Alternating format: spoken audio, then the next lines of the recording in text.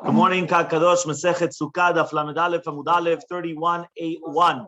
Tanu Rabbanan. We are a few lines down, right? The second line down. Tanu Rabbanan. Sukkah Gezulah. When we're talking about a sukkah that was stolen, Namsakech B'Rishut Rabim, right? Or somebody that's going to put the schach, his sukkah, into the Rishut Rabim. So he's stealing from the public. Imagine he's putting a sukkah in public. Rabbi Eliezer says that it's going to be pasul. So you're not going to be Yotzei Chovah with this type of a sukkah because it is stolen. The Chachamim Makshirin and the rabbis say that it's going to be kosher. So Rav Nachman says, Rav Nachman, let's try to explain the machloket in this way. The machloket between Rabbi Eliezer and Chachamim is B'shetokef et chavero ve'otzio misukato. We're talking about that somebody's coming and he's basically building on karka, which is of stolen land, right? And then the gazlan is coming and he's going to be Yotzei Chovah with the mitzvah of the sukkah. Rabbi Eliezer goes according to his reasoning. Why? But he says, you cannot be Yotzei Chovah with your friend's sukkah. Meaning, I cannot just go to my friend's sukkah and use his sukkah without permission. That's called gezel. So therefore, says the Gemara, if you're going to tell me that land can be stolen, so then sukkah gezulahi. So then it's considered a stolen sukkah, and you're not going to be chovah. Vinami, and even if you're going to tell me karka is not going to be stolen, sukkah sheulahi, it's considered a sukkah which is sheula, which means that it's going to be borrowed. Okay. But Rabbanan letamayu, and the rabbis, they go according to the reasoning, right? The amni that they say adam yotzei chovato, that a person could be yotzei chovah with a sukkah with his friend. The karka and an exelet, right? And the land cannot be stolen. The sukkah shulahi, and therefore it's borrowed.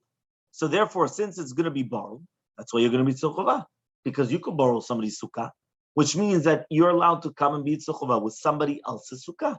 It's called sukkah sheula. Sheula means it's borrowed. It's not stolen. It's borrowed, and you're going to be tzochovah. No, here we lend it out. Yeah, we lend it out. I hear it's probably mashma that you're doing it without consent. What? No, the schach is ours. Schach is ours. Yeah, but we lend it out. Yeah, right. It's like an agreement that we have. Right. Yeah, 100%. Yeah. Okay. Aval gazal etzim v'sikech b'hem. However, though, if a person stole wood and then he used it as schach, divrei hakol, according to everybody, en lo ledmei etzim bilvad. So according to everybody, you're only going to get dmei etzim. What is dmei etzim? Because now that you bought it, right? You purchased, you acquired the wood with shinui maaseh and shinui Hashem, and also because of takanat hashavim, you do not have to return the pieces of wood. All you have to do is return the money. Yeah, you understood what happened? So right now, somebody came and they stole pieces of wood. They put it on the sukkah. Now, Baba Haki comes and he says, Aiwa, give me back my wood. I said, no, you don't have to give me back the wood. What do you have to find out? How much does it cost? Go to Home Depot. How much does the wood cost? Whatever it is, 10, 20, 50, whatever it is, here's the money. Why? Because the person acquired the wood through Shinui Ma'aseh, through a difference in an action. He made an action. Number two, Shinui Hashem. It's in the name as well. Because it says here, when he put it in the schach to connect it as a sukkah, that in itself is already considered Shinui Ma'aseh and also Shinui Hashem.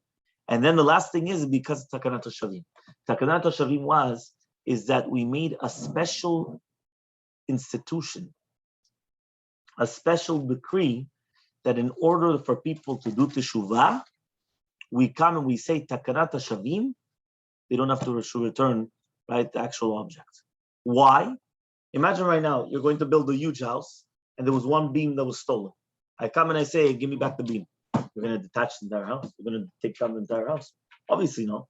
So what happens? In order for the person to do teshuvah, we come and we institute, you don't have to actually give back the beam, pay the value. That's it. That's a special takana called takanat hashavim. Okay? But you don't say you cannot do. Mimai. Right? How do you know that this is the case? Because we just said that this is going to be compared. Sukkah Gezulah is with the case of Masechta Rishut Rabim. Just like Rishut Rabim, the karka is not yours. So too, the sukkah, the karka is not yours. Because if you came and you stole the property in the Rishut Rabim in order to build the sukkah, it's going to be a problem. Okay? Fine. Now we're going to bring a story, right, to do with this. Ha'i Safta. was always an old lady, a grandmother. Yeah? We always have stories. Yeah? Grandma's tale. Yeah? So he says, Ayi Savta, the Taile Kameder of Nachman. They came in front of Nachman. The Amra lay, and she told him, Resh Kaluta, Vikulu Rabbanan, Veresh Kaluta, Besuka Gezula Vuyat. The Rosh HaGolah and all the rabbis are sitting inside of a sukkah, which is stolen. So imagine, some old woman comes, she starts screaming, you rabbis, you're all in a sukkah gezula. You're in a sukkah that's stolen. Savcha, she was screaming. Velo ashkech bar Rav Nachman. Rav Nachman didn't pay attention to her. Amra lei, she said, Itet adava le'alavu atlat mia vetam nesre avde tzavcha kamaychu. Velo ashkech bar. Says what? A woman that her forefathers had 318 servants. She's screaming in front of you and you don't pay attention to her? Who's her grandfather? 318. You're cheating. Yeah? Jean Paul's cheating. Yeah? How do you know 318? The numerical value of Eliezer. If you remember, Eliezer, right? Eliezer, the numerical value was 318. That's what we said over there. There was a 318 Eliezer. Or was it actual really 318 people? So therefore, she was saying, I come from Avraham Avinu, and you're not going to pay attention to them. That's what she went and she told Rav Nachman. Amar lehu Rav Nachman. Rav Nachman went and he said, Paita ida. This is an isha kolanit. This is in some languages they call her a fiera. Yeah, this is a, I don't know how you want to put it. Sharp lady. No, not sharp. Sharp is not the word. No. Yeah, this is a kolanit, savchanit. She's a loud leona. She's a leona. How do you say leona in French? Leon. Leon? Leona is an expression that the woman that she screams, this, that, you know. So he says, why? Because she could be screaming everything that she wants, but all she gets is the value. She doesn't get anything else. Meaning, even if the rabbis, the Resh Kaluta, the Rosh HaGolah, everybody, they're sitting down, no problem. Let them sit down. Why? You just have to pay her the amount of money of the wood. That's all that it is. So this is what we just mentioned before the previous Gemara. Amar Ravina. Ravina says, Hai keshura de mentalata de guzula. This korah, which is stolen in order to build the sukkah, this beam, Av dilera banan takanta, the rabbis made an institution, mishum takanat marish. What is takanat marish? Right? It's the takanat that we just mentioned, that if somebody is going to come and build, right, with this, the beam, right, of the house, you don't have to take down the entire house. All you have to do is you return the money. That's takanat marish. So says the Gemara, Pshita, obviously, ma'ishtam etzim. What's the difference then the korah from etzim? Korah is the beam. The etzim is wood. What's the difference? So says the Gemara, I would have thought to say etzim shchiche, aval hai lo shchiche. I would have said wood you could find anywhere. You go to any Home Depot, you can find wood. The beams are much more difficult to find. So I would say no.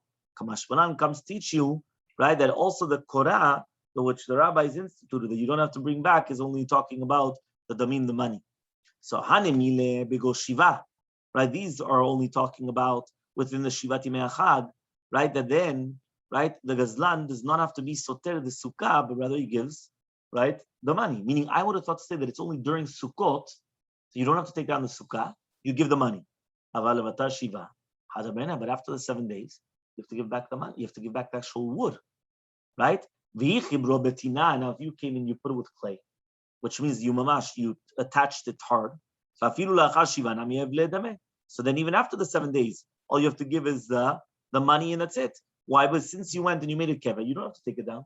You know, some of the sukkot, right, they're all year round. All you have to do is what? Is just put the schach. Everything else is there. There's no problem. Fine. Tana, we also learned in the Mishnah, Yavesh, we said it was pasul. Rabbi Yehuda Machshir, Rabbi Yehuda says that it's going to be kosher. Amar Rava says, Machloke belulav. Machloke is only by the lulav. Right? The Rabbanan Savre, because the rabbis hold makshin and lulav, because we make a kesh from the lulav to the etrog, which means, right, that there's a juxtaposition, a proximity. Because we have the lulav, and immediately afterwards we have the etrog.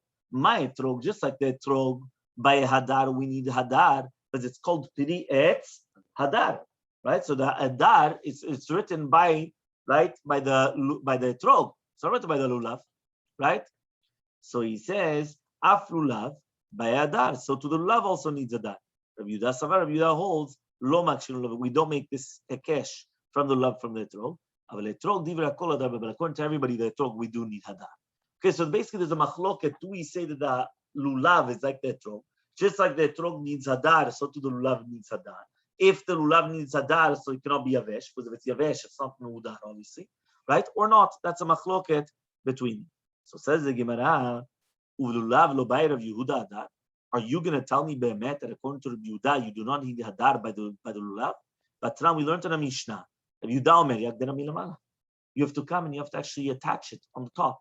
You remember we were talking about that if they got detached, the leaves, so you have to tie it together on the top. Why? Maitama. Is it not because you need hadar? So this is a proof mefurash that even according to Rabbi Yehuda, but this was Rabbi Yehuda says that we do not make a hekesh between lulav and etrog. Here he says mefurash, you do need, right? You attach them. Lo, it's not true. It's not because you need hadar. You know what the reason why is? Kapot temarim. Right? What's written in the pasuk? The way that it's written in the pasuk is, right, is that we have to put, right, kapot temarim, vanaf et savo v'avenacha. Right? We first say, ukachtem lachem pri etzadar. Right? Pri etzadar is the etrog. Then we have kapot temarim. Kapot temarim is lulav. So do we make a hekesh between the lulav and the etrog? Here it says even without the hekesh, meaning even if we forget about the hekesh, even we don't make such a hekesh, it's written kapot. What is kapot? Kapot is kafut. Kafut is tied together. Whenever it says the word kafut, kafut means that you tie something together. V'iyaya parut, so if it's going to be separate, so you have to come and you have to tie it together. So the reason why in the Mishnah, according to Rabbi Yehuda, you have to come and you have to tie it together if these leaves were detached, it's not because you need mehudar. Really, be'emet, you don't need mehudar according to Rabbi Yehuda. The reason why is because it has to be tied together. It's kafut, kapot tevanim. So says the Gemara, "V'lo bayadar." You don't need hadar by lulav. But now we learned in the Mishnah later on. You're only allowed to do the eged on the lulav only with the same species. I don't know if you ever realized how do you tie the lulav together? It's always with the same species. Whether it is that they use that, the Ashkenazim use that the thing on the bottom, right? This, the braided thing. The Moroccan use it. Right, not all of them. Not all. All right, a lot of Moroccans don't use it. Morocco, we use all Morocco. Yeah, they used to use it also. No, we didn't use that. No. What do you mean? We used to put the things and we used to. Machloket aposkim. What happened? So this thing that they use over here, this part, right? Yeah. Right? This is actually made from the lulav in itself. Or when we come and we actually tie it together, it's made from the lulav in itself. Yeah. So now why does it have to be like that? I don't get a lulav, but we know. These are the words of Rabbi Yehuda. My time, what's the reasoning? Lami shum hadar, it's not because of hadar. Answers the Gemara, lo.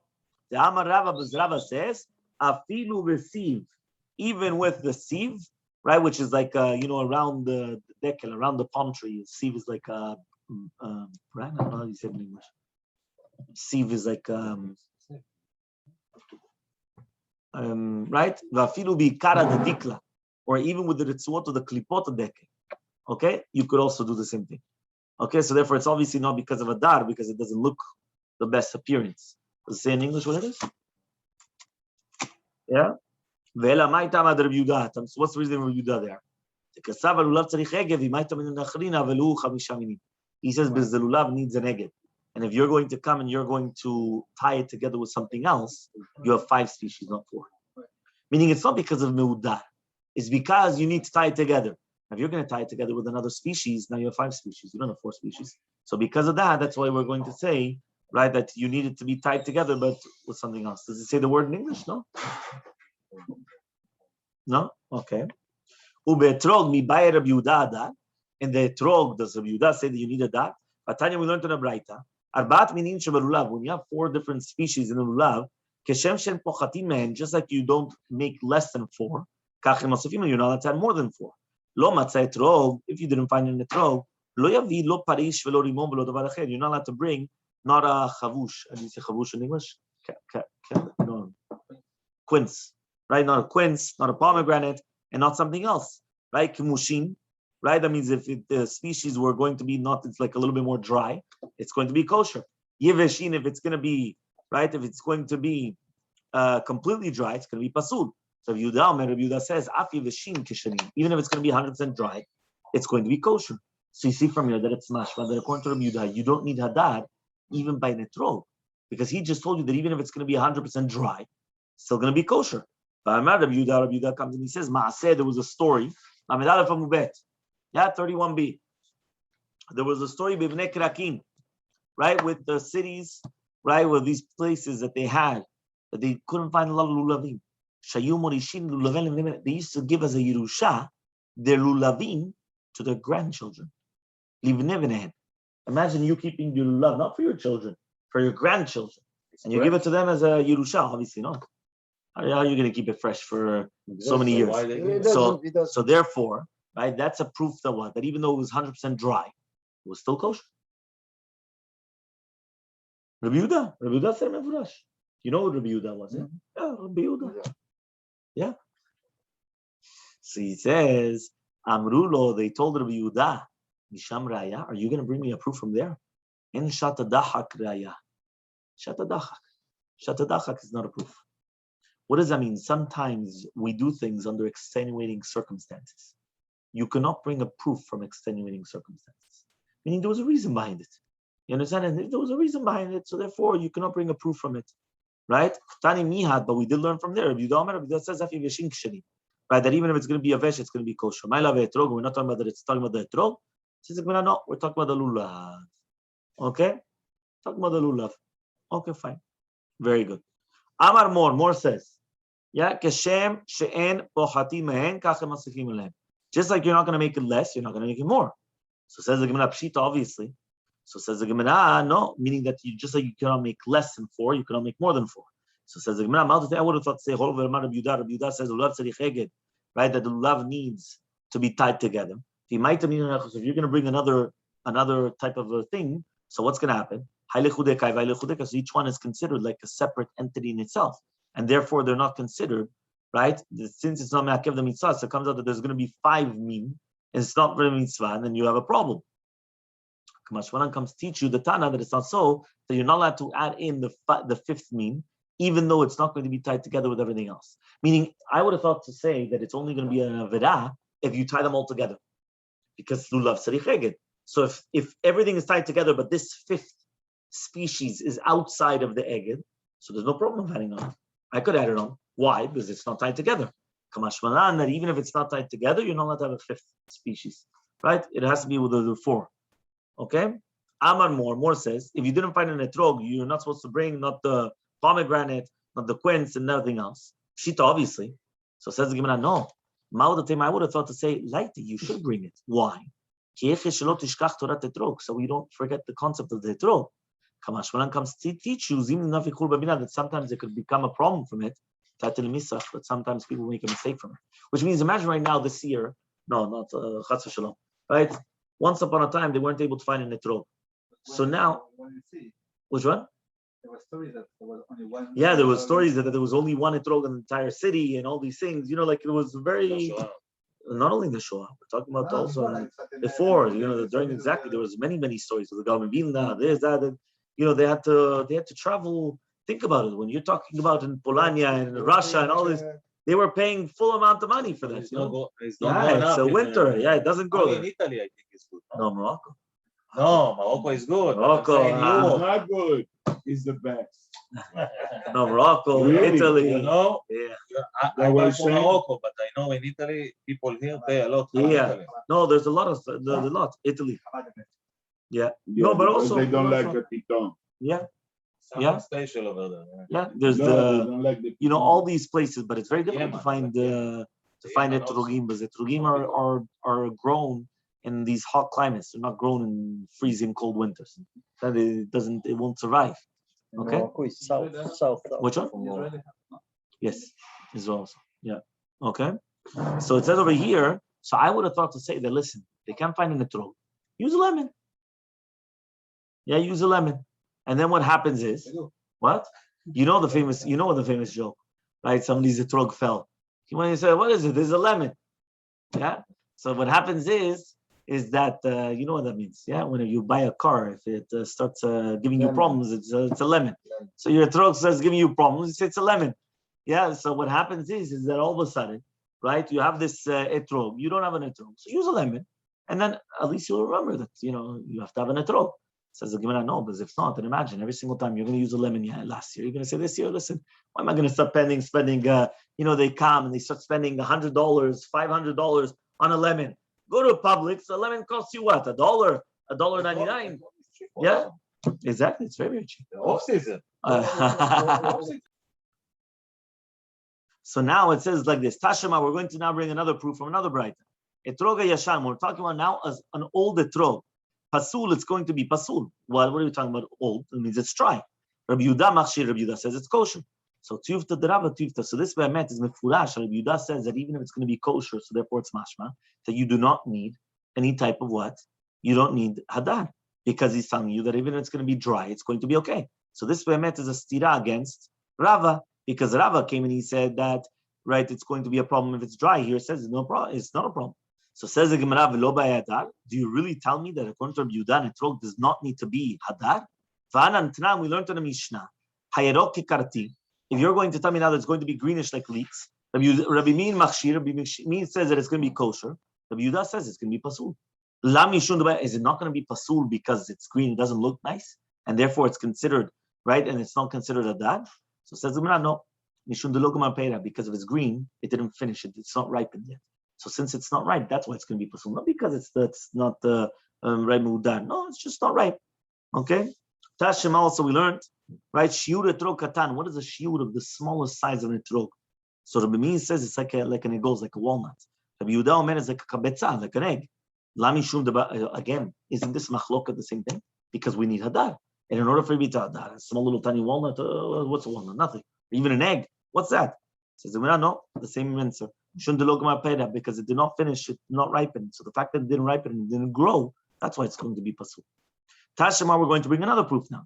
Uv gadol. We said, what's the largest size? Yeah, if it's not fully ripe, that's why he's saying that's the reason why they want to say it's pasul. It's a machloket in both cases, right? But they want to say it's not because of hadar that you need, because of meudar. It's just not ripe. If it's not ripe, it's not a fruit yet. So green one. It's a machloket. That's what we just said. It doesn't mean Right? It's a machloket. Rabbi Meir says it's kosher. Rabbi Yehuda was the one that says it's no, but pasul. green depends the quality. Yeah, it depends also how green. But I'm saying, but the reason why Rabbi Yehuda says it's pasul is because of that. We're going to learn it later on. Mishnah. Big walnut. You see, this is the one we're talking about, the big one, Yemeni they use, no? the huge. The Yemen, no? El jumbo. The Yemen. Yeah. Okay. Very good. That's a big one. I think it's Yeah. the Yemen. Yeah. So it says Tashema. So now we're going to try to bring another proof now. Okay. It says over here like this: Uvgadol kedesh yochal shnayim biyado echad. You have two, right? You need two hands, right? Kedesh yochal shnayim biyado echad, one hand. So he says, Rabbi Yehuda says, right? These are the words of Rabbi Yehuda, which means that if the etrog is greater, right, than this shiur, that you cannot have two in your hands, right? So in one hand, so it's going to be pasul. Rabbi Yosef says no, even one in two hands, meaning not two in one hands, but even one in two hands is also going to be a problem. My time, what's the reasoning? Lami shun hadar is not because you need that it should be hadar. So says the Gemara, lo. Why? Kevan damar Rabba, because Rabba says lulav biyamin etrog bismol. How do you hold the lulav in etrog? The lulav should always be in your right hand. The etrog should always be in your left hand. So therefore, zimnin the mechalfeles. So sometimes it's going to happen that if right now, right, vati lapchinu, and then it's going to be the opposite. So therefore, in such a way, vati lepsule, and then all of a sudden the etrog is too big. So maybe it's going to fall and it's going to become pasul. Right? Why is it going to be? Because there's going to become a hole, there's going to become something, and then you're going to be without an etrog. So because of that, you're not going to pay attention. So because of that, he said, don't take an etrog which is too big, because if not, you're not going to be able to know how to handle it with your hands, and then it's going to become disqualified. Right? Yes, but a kafot is difficult, but that's what you're supposed to take your two things, and you have the hit the sidur here, and you do like this. Yeah? Or you learn the kafot balpe. Yeah? Then it says, but according to Rabbi Yehuda, haktiv, it's written hadar. So 1 second, it says priyet hadar. So according to Rabbi Yehuda, how could he say that you don't need hadar by an etrog? It's written mefurash hadar. So he says, no. Hahu hadar bilano mishana nashana. Hadar does not mean mehudar. Hadar means the one which is living. Hadar. Right? That, by the way, is very important. I remember once a rabbi taught me that. I used to say, Hadar kivododecha v'divnudodecha sicha in Nashreh. He went and he said there's a difference between Hadar and Hadar. Hadar is somebody that lives. Ha, hea yidia, dar, the one that lives somewhere. Right? Hadar is the Hod ve'adar, is the splendors, right? It's two completely different things, the beauty, right? So therefore, Hadar is that it should be mehudar. Hadar is somebody that's living. So it says here, Hadar bilano mishana nishana. Somebody that's living in the tree from one year to another. Okay, we're finishing off. It says shela shira v'shilin nidachat. We're talking about whether it's an ashira tree. If you have an etrog that comes from an ashira tree, a lulav, that comes from an ashira tree, or ira nidachat, right? Shela shira pasul. Says the Gemara, are you going to tell me that from an ashira tree is going to be disqualified? Amar Rava says, lulav shel avodat zarah, lulav and avodat zarah. You told bim nafal kasher, but if you did take from an avodat zarah tree, it's going to be kosher. So why are you telling me if an ashira is disqualified? Here it says that b'diavad, if you took it, it's going to be kosher. So answers the Gemara, hacha ba'ashira de Moshe askinan. Here we're talking about the ashira during the time of Moshe Rabbeinu when they came into Eretz Yisrael. The Torah says you have to burn it. V'asherem tisefun ba'esh. This week's parasha. And the Rishon of this week's parashat, right? Re'eh. So it says dekatute michtat shiure, that since it's a sur bana'ah and you're supposed to burn it, there's no shiur. It's like it's not even here. So since it's not even here, that's why. But right? That there and love of the you don't have to burn it. You just don't have to benefit from it. If you did take it, you are going to be tzechova, just like what Rava says. We could also actually deduce this to diktani dumya the iran nidachat. Instead of shira, just like iran nidachat. Just like the Iran Nidachat, you have to burn everything which is in the city, right? So to the Asherah, you have to burn everything. The only Asherah you have to burn everything was during the time of Moshe Rabbeinu, right? That means because nowadays if somebody's going to bow down to a tree, you don't have to burn it, right? That's avodah zarah. You don't have to burn it. Okay, Shema Mina. Niktam Rosho, right? If the top part was cut off, Amar Ravuna Loshano Niktam, only if it's going to be cut off. But Nistak, if it was only just going to be Nistak, which is the Rashi Alim were like, there's a difference here. It says it's like nistak is like turned over or whatever, things like that. So then it's going to be kasher. What is nistak here? It says here, so nistak is that it's split. So cut and split. We have a picture of it here. I'm going to share the screen. I have many pictures. Yeah, right before. Kafot manim is kafut is tied together. If you can, here's the pictures that we have over here.